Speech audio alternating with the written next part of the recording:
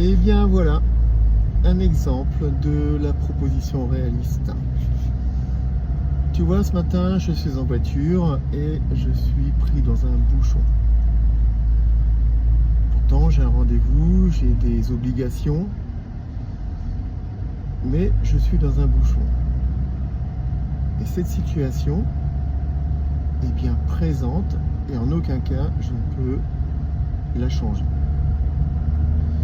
Et c'est bien de ce constat que je peux déterminer ma posture, c'est-à-dire comment accueillir spontanément l'état et la situation qui est en présence.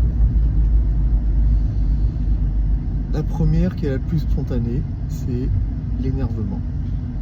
Finalement, la colère. Je laisse la place. L'idée que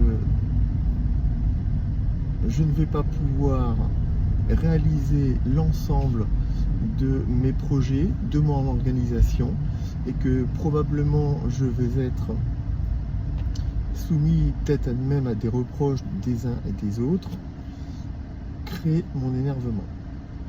C'est une forme avant tout d'impuissance, c'est aussi une colère. Cette impuissance et cette colère n'appartient à aucun autre que moi. C'est moi qui vais déterminer si je plonge et si je donne énergie et intention, donc intérêt, à ma propre émotion ou pas. Alors ma colère, mon impuissance, elle s'appelle pas moi. Elle s'appelle quoi? Elle s'appelle cet abruti qui est juste devant moi, qui vient de me couper la route. Elle s'appelle ces touristes qui sont en vacances et qui finalement m'empêchent de réaliser mes journées normales. Elles vont avoir toutes les bonnes raisons du monde extérieur, absolument pas venant de chez moi. Pourtant, ma colère m'appartient et pourtant l'impuissance, mon impuissance m'appartient. Et de cette appartenance, je peux décider de leur porter développement ou pas du tout. Et comment je peux faire pour ça? Eh bien, simplement en ne laissant passer aucune pensée ni aucune idée d'une injustice à la situation que je suis en train de vivre ou à un aspect pas normal de ce qui est en présence.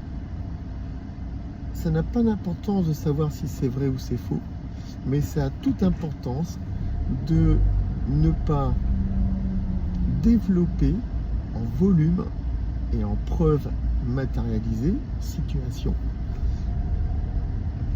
la situation qui nous contracte, tout simplement. Et donc, à chaque fois que je vais être saisi par cette oppression, ces sensations ressenties, je vais simplement me positionner par le faux. Oui, en me disant, moi, en tant que choisissant, je décide arbitrairement, mais pour moi-même et pour aucun autre, que autrement et mieux ne peuvent résider dans mon monde.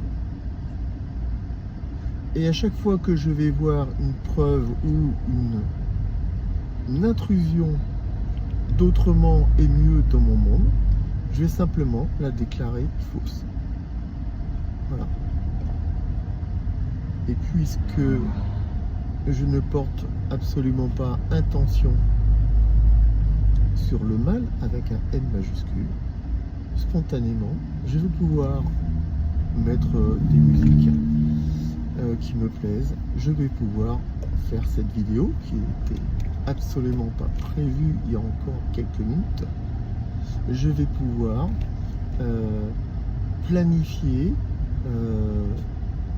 mon week-end. Je vais pouvoir me lancer dans toute autre idée et projet beaucoup plus agréable, plutôt que de tourner en boucle dans tous ces abrutis qui m'empêchent de vivre. Voilà, là est ta puissance d'intention et ta puissance de choisissant. Et tu vois bien que là je parle d'un bouchon, mais tous les autres sujets de ta propre vie, qu'ils soient la santé, qu'ils soient richesse et qui soit aussi l'amour ou la joie, se traitent de la même manière que dans la proposition que je viens de te faire. Bienvenue dans le monde du réalisme. Et stop à la victimisation à l'autre. La responsabilité, ta responsabilité est ta réelle porte à saisir pour que joie, amour, santé et abondance se réalisent et se matérialisent dans ton univers et dans ton monde. Voilà, à bientôt.